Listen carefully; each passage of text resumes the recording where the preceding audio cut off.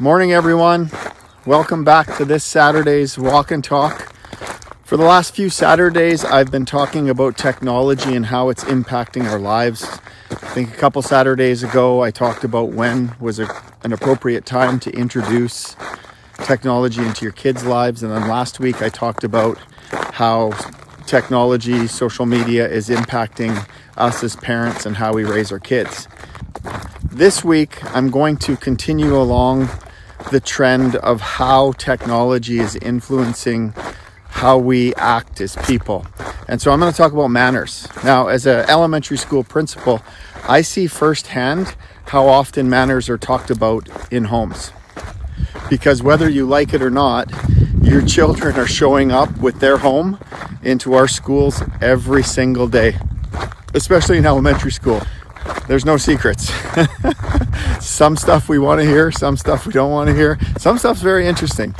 In regards to this Saturday's Walk and Talk, I want to talk about how manners seem to be disappearing. And as a school principal, I take a lot of pride in making sure that our teachers and our kids use manners daily in every facet. Because manners are, I guess you can say, manners are like a lubricating force. Manners help ease friction in life, in school, with adults, with other kids. Manners are super important because manners allow us to get along with everybody. You know, a please will go a long way. A thank you goes a long way. Holding a door open for someone goes a long way. And those kinds of things seem to be disappearing. There's a lot of entitlement that we're seeing from kids.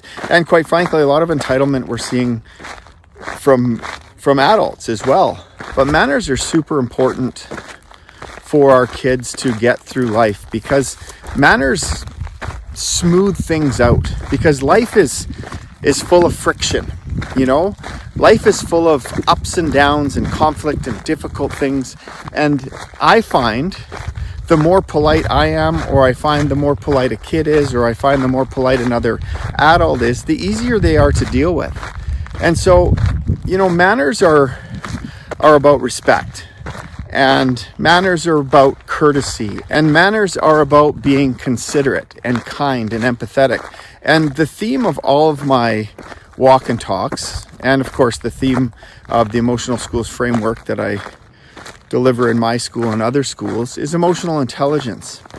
And when you use manners, it allows you to get through conversations that may or may not be difficult in an easier way. You know, I don't know about you, but when I'm in the grocery store and somebody helps me or I ask for help, I always thank them.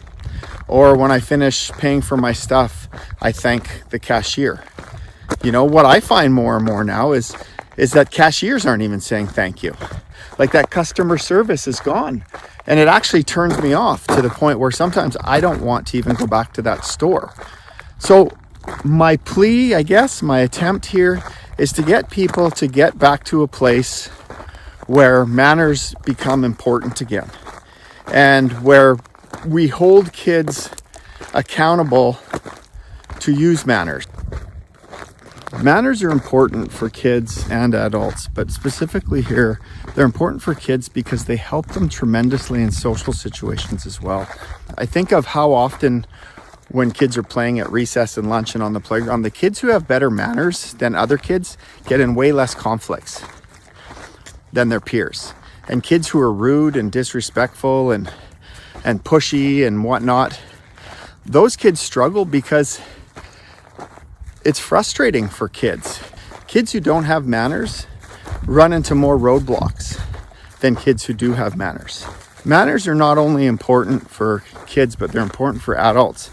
And I'm sure every one of you has had an experience when you've had to deal with somebody who doesn't say please, thank you, or just has common courtesy. And it's frustrating.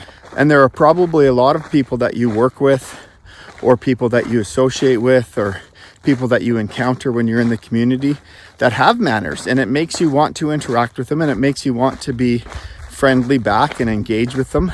And when you run into those people who are rude, you just don't want to engage with them. It's super important for us to try to develop manners in our kids because we want life to be easier for them. Not to mention it develops emotional intelligence. It helps kids communicate. It helps kids be more creative and collaborative with other kids because those social skills are super important. And we don't want kids to just be polite at school where they're saying please and thank you, or they hold the door open for a teacher. We want kids to be polite in the community. We want kids to be polite in school. We want kids to be polite at home. And it's super important for us to develop those skills. And so parents, my ask is that we teach manners again. We bring manners back.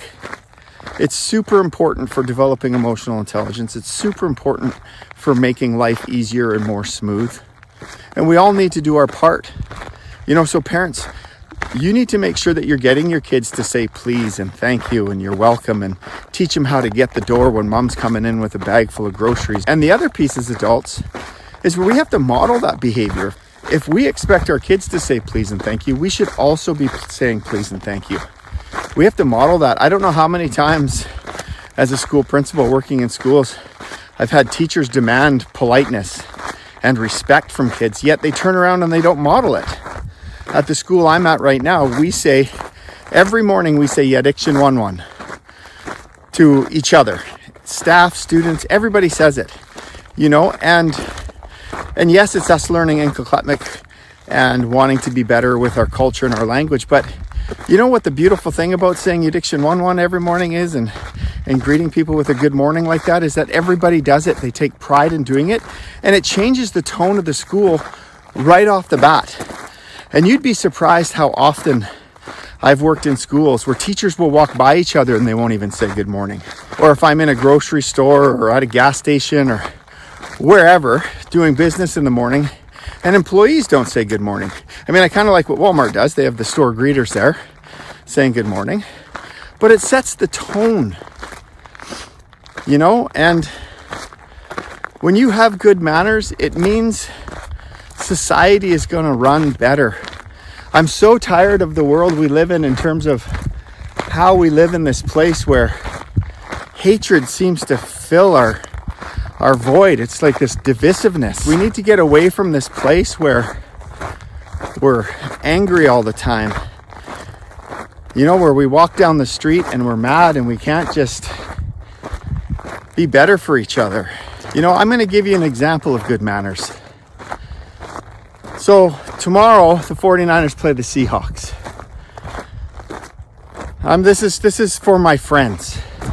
Please do not text me with the score, because I'm probably recording it and I want to watch the game myself. Thank you for doing that. Also, if the 49ers lose, please do not gloat. Thank you for doing that.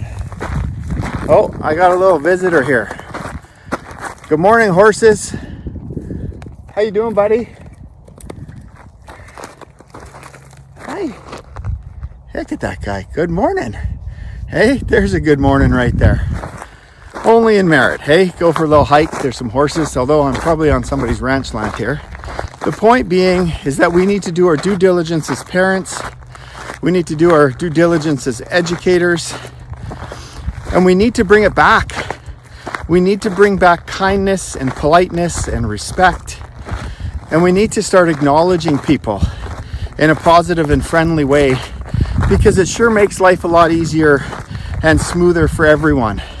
And what's wrong with a little positivity instead of this world of hate that we seem to be living in right now? So, to make a long story short, it is super important that we have manners. And on that note, peace out.